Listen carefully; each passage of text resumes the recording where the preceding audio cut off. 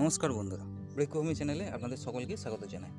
তো বন্ধুরা, আজকে আমি আপনাদের দেখাবো স্টার জেসমিন গাছ টবে লাগিয়ে আপনাদের দেখাবো আজকে।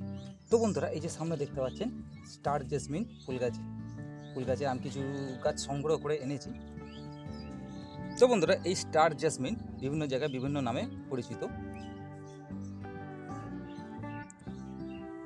তো বন্ধুরা, এই স্টার জেসমিন গাছ সম্ভবত বেশিরভাগ জঙ্গলের ধারে বা জঙ্গলের মধ্যে পাওয়া যায়। এগুলো বেশিরভাগ অবহেলায় পড়ে থাকে, কিন্তু এই স্টার জেসমিনের যে সুগন্ধ তা কিন্তু বেলি ফুলের থেকেও কিছু কম নয়। তো বন্ধুরা, চলুন দেখে নেওয়া যাক কোথা থেকে কীভাবে সংগ্রহ করেছি। তো বন্ধুরা, দেখতে পাচ্ছেন স্টার জেসমিন ফুল গাছ সংগ্রহ করার জন্য চলে এসেছি। দেখুন, আশপাশ পুরো জঙ্গলে ভর্তি। তো এইখানে জঙ্গলের মধ্যে এই যে দেখুন, এই যে গাছে ফুল ধরে আছে, এই দেখুন কুঁড়িও আছে, কিন্তু এটা বেশি জঙ্গল হয়ে যাচ্ছে। তাই দেখব ফাঁকার দিকে কোনো গাছ আছে কিনা। তো বন্ধুরা, এই যে দেখুন একদম ফাঁকায় কতগুলো গাছ পাওয়া গিয়েছে বা পেয়েছি। তো এইখান থেকেই আমি একটা গাছ সংগ্রহ করে নেব। এই যে দেখুন, এটা একটা ছোট্ট গাছ, কুঁড়ি আছে, পাশে আরও একটি রয়েছে। এটাতে অনেকগুলো ফুল ধরে আছে।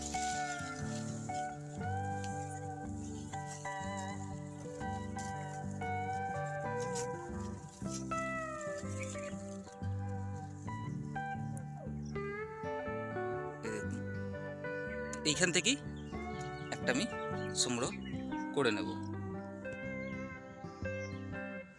তো বন্ধুরা, এই স্টার জেসমিন ফুল গাছ লাগানোর জন্য এই যে প্লাস্টিকের 6 ইঞ্চি টব ব্যবহার করব।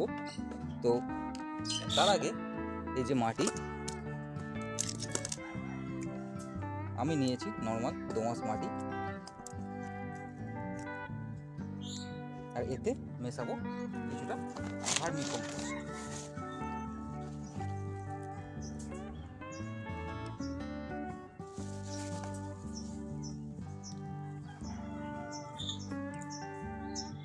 দিয়ে মাটিটাকে ভালো করে মিক্স করে নেব। মিক্স করে নেবার পর এবার মাটি ভরে নেব টবে।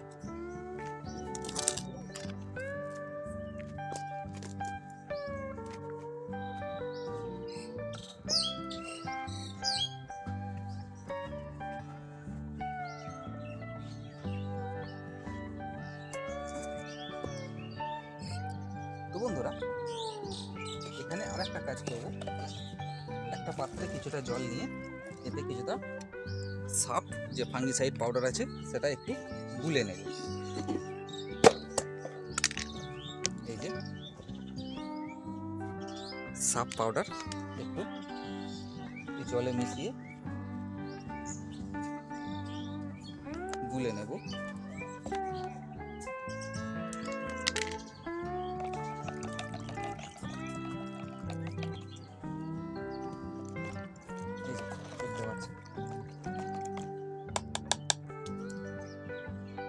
তো বন্ধুরা, এই যে জেসমিনের গাছগুলি আছে সেইগুলো এই গাছ থেকে কিছুটা, যেগুলো প্রায় শুকিয়ে এসেছে, সেই অংশগুলো কিছুটা কেটে বাদ দিয়ে দেবে।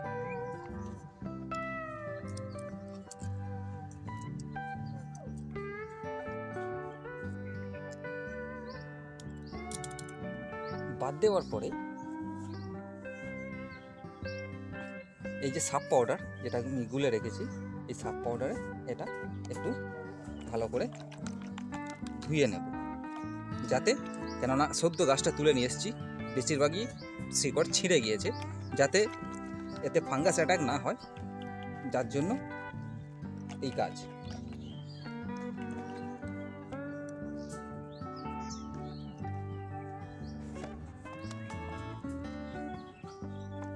তো বন্ধুরা, এবার এটা এই টবের মধ্যে লাগিয়ে দেব।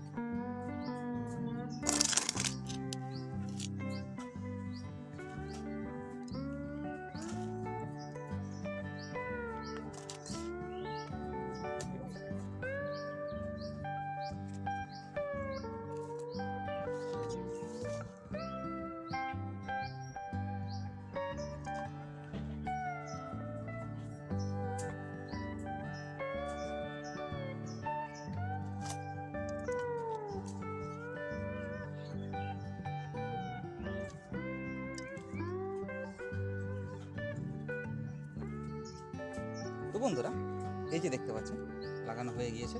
তো এতে এবার জল দিয়ে দেব। তো বন্ধুরা, প্রথমে কিছুদিন এটাকে ছায়াযুক্ত জায়গায় রেখে দেবো, যেখানে সরাসরি রোদ না পায়, কেননা সদ্য তুলে নিয়ে আসা, এতে শিকড় গজাতে সময় লাগবে।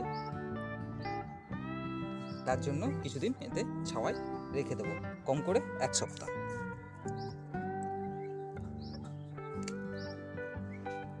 তো বন্ধুরা, এই ছিল আজকের ভিডিওটি যদি ভালো লাগে থাকে তো চ্যানেলটি অবশ্যই সাবস্ক্রাইব করবেন, আর কমেন্টের মাধ্যমে আপনাদের মতামত জানাতে ভুলবেন না।